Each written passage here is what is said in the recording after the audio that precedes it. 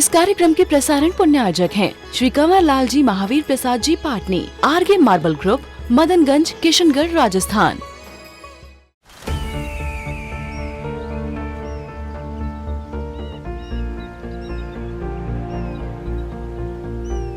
जो बनकर मेरा हमसफर आएगा, सिर्फ उसी को फर्क नजर आएगा। शुरू करो, डालो बुनियाद, घर महल नजर आएगा। वंडर लाइए, वंडर अपनाइए, फर्क नजर आएगा।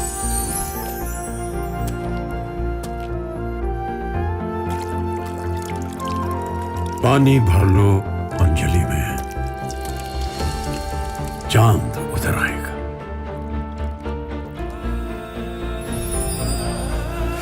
वंडर है ना, वंडर लाइए, फर्क नजर आएगा।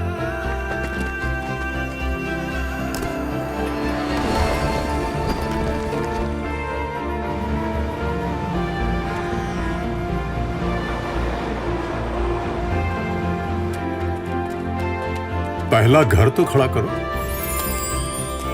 शहर नजर आएगा।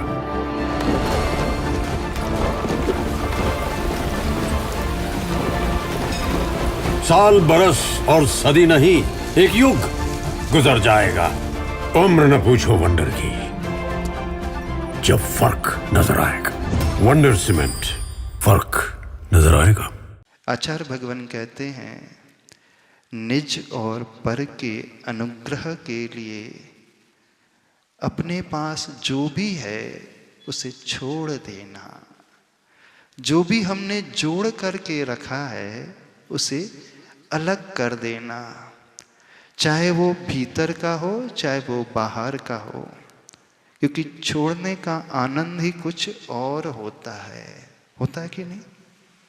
अच्छा बताओ, त्याग का आनंद अधिक होता है कि ग्रहण का आनंद अधिक होता है? भोजन करने का आनंद अधिक होता है कि सवेरे सवेरे फ्रेश होने का आनंद अधिक होता है? बोलिए, कौन सा आनंद अधिक होता है? हाँ, यदि किसी का पेट साफ ना हो तो देखो क्या हालत हो जाएगी उसकी। हाँ, जो सवेरे सवेरे मॉर्निंग में फ्रेश होकर के व्यक्ति आता है तो उसका तो आनंद अलग ही होता है, क्योंकि छूटना तो है ही। छूटने से पहले जो छोड़ देता है उसका नाम है त्याग। और हमने कुछ भी ऐसा एकत्रित करके नहीं रखा जो वैल्यूएबल हो। हर एक व्यक्ति ने जो जोड़ करके रखा है उसकी कोई कीमत नहीं। चाहे अपने मन में जोड़ करके रखा है उसकी भी कोई कीमत नहीं, जो बाहर परिग्रह जोड़ करके रखा है उसकी भी कोई कीमत नहीं। आपने मन में वैर को जोड़ करके रखा है, मन में निंदा का भाव जोड़ करके रखा है, ईर्ष्या का भाव जोड़ करके रखा है, क्रोध का भाव जोड़ करके रखा है, तृष्णा का भाव जोड़ करके रखा है, यही रखा है ना? छल कपट का भाव जोड़ करके रखा है, काम क्रोध वासना का भाव जोड़ करके रखा है।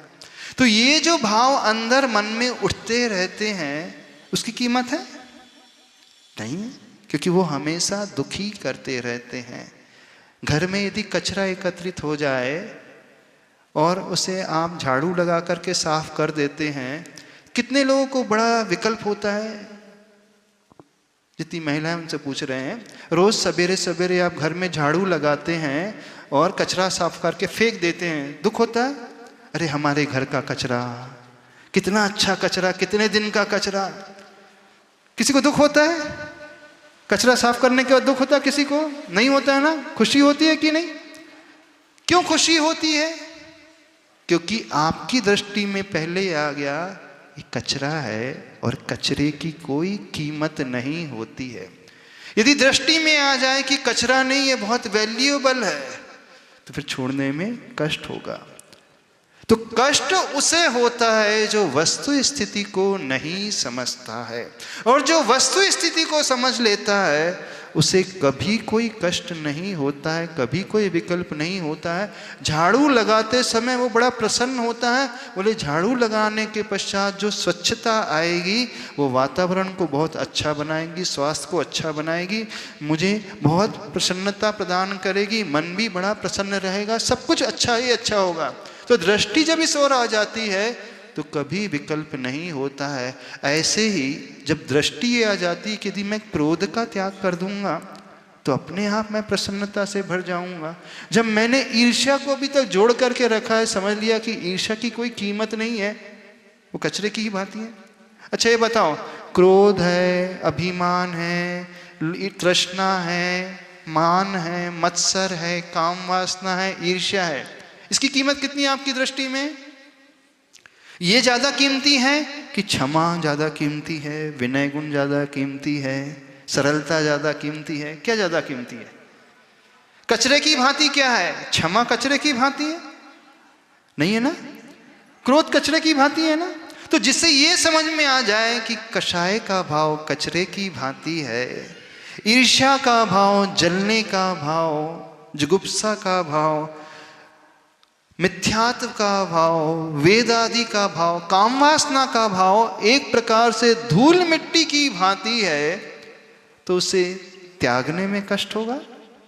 नहीं कष्ट होगा। जैसे झाड़ू लगाने में कभी कष्ट नहीं होता है, ऐसे ही वो प्रसन्नता से इस मोह के परिणाम को छोड़ेगा। और जब मोह के परिणाम को छोड़ेगा तो इस मोह के कारण उसने जो जोड़ करके रखा है वह भी छोड़ेगा। अर्थात त्याग में उसने जो धन जोड़ करके रखा है वह भी छोड़ेगा। क्यों छोड़ेगा? अब यहां पर आचार्य भगवान कहते हैं, निज और पर के कल्याण के लिए जो हमने परिग्रह जोड़ करके रखा है, चाहे वो परिग्रह अंतरंग का हो, कषायों का हो, दुर्भावों का हो, अथवा वो परिग्रह बहिरंग परिग्रह हो, पैसे का हो, क्षेत्र हो, वास्तु हो, सोना हो, चांदी हो, जो भी अननेसेसरी एक्सेस में जोड़ करके रखा है, जो मुझे आज तक दुखी करते हुए आया है, तो मैं उसे छोड़ूंगा तो मुझे कभी विकल्प नहीं होगा। तो वो समस्त भावों को छोड़ते हुए बड़ा विकल्प नहीं करता, आनंद से भरता है। और मोह के कारण जो उसने द्रव्य जोड़ करके रखा है वह कभी उसे इस प्रकार का दुखी भाव नहीं करता, बल्कि प्रसन्नता का भाव पैदा करता है। तो त्याग धर्म हमें अननेसेसरी, अनवांटेड जो भी हमने बहिरंग अथवा अंतरंग का जोड़ करके रखा है वो हमें छोड़ना, और हम सहजता से छोड़ते हैं, कोई उसके पीछे विकल्प पैदा नहीं करते। बस इस थॉट प्रोसेस को जो समझ लेगा उसे कभी भी त्याग करते हुए दुख नहीं होगा।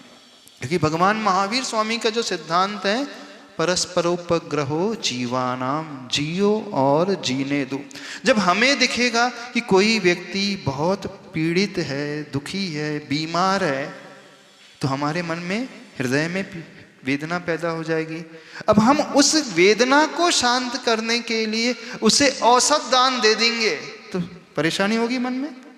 हमने उसे दवाई दे करके स्वस्थ बनाया है तो उसकी पीड़ा के साथ साथ स्वयं के हृदय की पीड़ा शांत की है। इसलिए वह व्यक्ति किसी व्यक्ति बीमार को देख करके, अभाव में रहने वाले को देख करके औषध दान दे देगा। किसी गरीब को, भूखे को देख करके वह स्वतः ही उसके लिए आहार दान दे देगा। कोई अज्ञानी है, कोई गरीब विद्यार्थी है, टैलेंटेड है, पढ़ लिख नहीं सकता लेकिन क्षमता बहुत है, अब उसके उस अज्ञान वाली स्थिति को देख करके उसके मन में भाव आएगा कि मुझे इसे ज्ञान दान देना चाहिए, इसके लिए मैं कुछ ऐसा पुरुषार्थ करूं कि यह भी अज्ञान रूपी अंधकार को दूर कर ले और लौकिक जीवन को भी अच्छा बना ले, पढ़ लिख करके इस योग्यता को हासिल कर ले कि अपने पैरों पर खड़े हो जाए और पारलौकिक जीवन को भी अच्छा बना ले।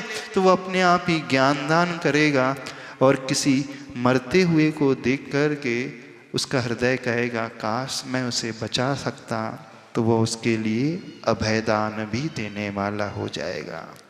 जो त्याग धर्म में कहा जाता है ना, आहार शास्त्र, औषध शास्त्र, अभय आहारा, है ना, दान 4 प्रकार के 4 दीजिए, हाँ 4 प्रकार के दान है, वो त्याग धर्म में पूजा में यही पंक्ति आती है। जब भी दान की बात आती है उसे टेंशन हो जाता है, होता है कि नहीं? यहाँ जितने बैठे कमेटी वाले शुरू कर दें, हाँ आपको एक एक कलश लेना है, मंदिर निर्माण के लिए ये देना है, तो लोग बोलने लगे, फिर मांगने लगे, दान की बात करने लगे, पैसे खींचने की बात करने लगे। अब जब दृष्टि ये आ जाएगी कि खींच रहा है पैसा, तो वहां बस कष्ट होगा। लेकिन दृष्टि में ये भाव आ जाएगा कि मैं मंदिर बनवा करके सबके लिए आश्रय दान दे रहा हूं, सबके लिए सम्यक दर्शन का निमित्त उत्पन्न कर रहा हूं, तो इनके लिए मैं कोई उपकार नहीं कर रहा हूं, बल्कि अपनी हृदय की पीड़ा को शांत कर रहा हूं, अपने भविष्य के निर्माण के लिए कर रहा हूं। मैं किसी अभागे को देख करके उसको बचा रहा हूं, किसी पशु की हत्या होने से बचा रहा हूं, उस गाय को मैं बचा रहा हूं, जीव दया का कार्य कर रहा हूं, उसे अभयदान दे रहा हूं, तो मैं ये नहीं दिखूंगा कि उस गाय को बचाने के लिए मैंने हजारों रुपए दे दिए, बल्कि हजारों रुपए देख करके मैं अंदर से खुश हो जाऊंगा। यदि मैं इस गाय को नहीं बचाता तो वो हजारों रुपए मैं विषय में लगा देता, कषाय में लगा देता। इस गाय ने मुझे एक मौका दिया मेरे पैसे के सदुपयोग करने का, इस जीव ने मुझे मौका दिया, इसको मैंने औषध दान दे दिया, हॉस्पिटल में जाकर के एडमिट करा दिया, ऑपरेशन करा दिया, तो 1 लाख रुपए इसके ऑपरेशन में लग गए, तो मेरे 1 लाख रुपए चले नहीं गए, बल्कि एक व्यक्ति को जीवन मिल गया, वो अपने पैरों पे खड़ा हो गया और वो शाकाहारमय जीवन जी रहा है, धर्म का आचरण कर रहा है, तो मेरे 1 लाख का सदुपयोग हो गया। यदि ये पात्र नहीं मिलता तो मैं 1 लाख न जाने किसी एक और आईफोन 15 17 में, कौन सा चल रहा है अभी आईफोन 15 16, जो भी चल रहा है 16 प्रो, तो मैं उसमें लगा देता और क्या करता। तो इसके निमित्त से मेरा 1 लाख जो है किसी की लाइफ को सेव करने में चला गया, किसी बीमार के इलाज में चला गया, किसी अज्ञानी के अज्ञान को दूर करने में चला गया, किसी को जीवन दान में चला गया, किसी के लिए आहार दान में। अर्थात वह इस सूत्र को हमेशा अपनी लाइफ में याद करेगा, परस्परोपग्रहो जीवानाम, जियो और जीने दो। जब मैं किसी को जीने का एक सही मौका देता हूँ तो अपने भविष्य का सुंदर निर्माण करता हूँ, मैं भविष्य में बहुत अच्छे से जी पाऊँगा और उसे बचा करके मैंने अपनी सुरक्षा कर ली। ध्यान रखना, पार्श्वनाथ भगवान ने नाग नागिन के जोड़े को नमोकार मंत्र सुनाया था, तो वो ही नाग नागेंद्र जो थे धर्मेंद्र पद्मावती बनकर के आए और पार्श्वनाथ भगवान के उपसर्ग को दूर किया। तो उन्होंने तो नमोकार मंत्र सुना करके उसे अच्छा दान दे दिया, ज्ञान दान दे दिया, सद्ज्ञान दे दिया। अब वे ही जीव उनकी रक्षा के लिए आ गए, तो फायदा किसे हुआ? तो जब हम किसी को बचाते हैं, किसी के बचाने के लिए हम कुछ देते हैं, तो हम उस पर उपकार नहीं करते। क्यों नहीं सौधर्मेंद्र पार्श्वनाथ भगवान के उपसर्ग को दूर करने के लिए आए? जिस सौधर्म ने गर्भ कल्याणक मनाया, जिस सौधर्मेंद्र ने जन्म कल्याणक मनाया, दीक्षा कल्याणक मनाया, उस समय कहाँ चला गया था? जब भगवान के ऊपर उपसर्ग हो रहा था, कमट का जीव उपसर्ग कर रहा था, उस समय वो नहीं आया। उस समय कौन काम आया? धर्मेंद्र पद्मावती, अर्थात वे नाग नागिन के जोड़े के रूप में थे, वे काम में आए। क्यों काम में आए? क्योंकि उन्हीं पार्श्वनाथ भगवान ने उन्हें नमोकार मंत्र सुनाया था। तो याद रखें, जब हम किसी की मदद करने के लिए त्याग करते हैं, किसी बीमार के लिए औषध दान देते हैं, किसी अज्ञानी के लिए ज्ञान दान देते हैं, किसी भूखे के लिए भोजन दान देते हैं, अथवा किसी को मरते हुए से बचाते हैं, तो हम उस पर उपकार नहीं कर रहे हैं, हम अपने भविष्य को अपने आप सुरक्षित कर लेते हैं। आज हम उसे बचाएंगे तो कल वही हमारे उपसर्ग दूर करने वाला आएगा। तो एक प्रकार से हमने एक LIC की पॉलिसी बना ली, अपनी भविष्य की निधि को सुरक्षित कर लिया। तो जो इस कंसेप्ट को समझ लेता है वो कभी भी दान देते समय मन में विकल्प नहीं करेगा, बल्कि क्या भाव करेगा? दान दे मन हरक विषय, कहते हैं ना पूजा में, दान दे करके वो हर्षित होता है, प्रसन्न होता है कि इस पात्र ने मुझे मौका दिया मेरे द्रव्य के सदुपयोग करने का। तो कंसेप्ट को समझने की कोशिश करो, बस हमें यह समझना और कुछ नहीं करना।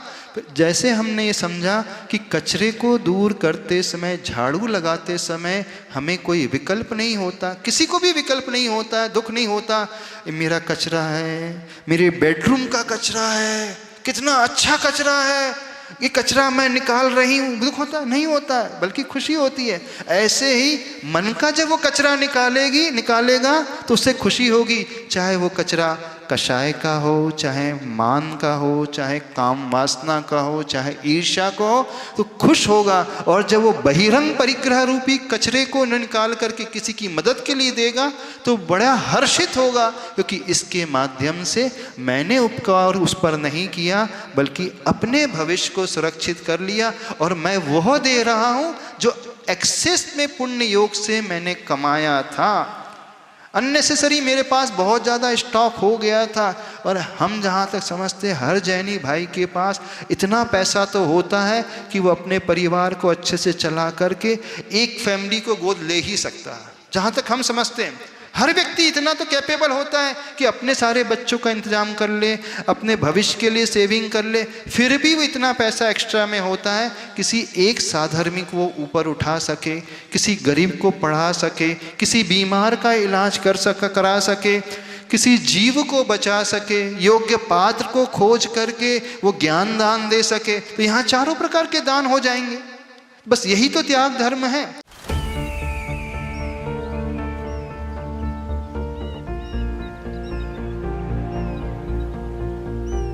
जो बनकर मेरा हमसफर आएगा, सिर्फ उसी को फर्क नजर आएगा। शुरू करो, डालो बुनियाद, घर महल नजर आएगा।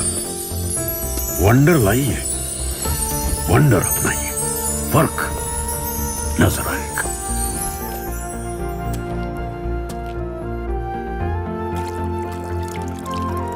पानी भर लो अंजलि में, चांद उतर आएगा।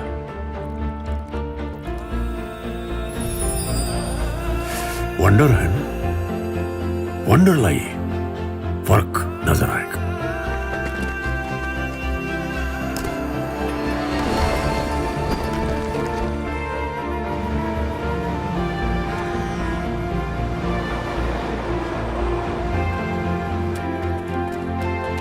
पहला घर तो खड़ा करो, शहर नजर आएगा।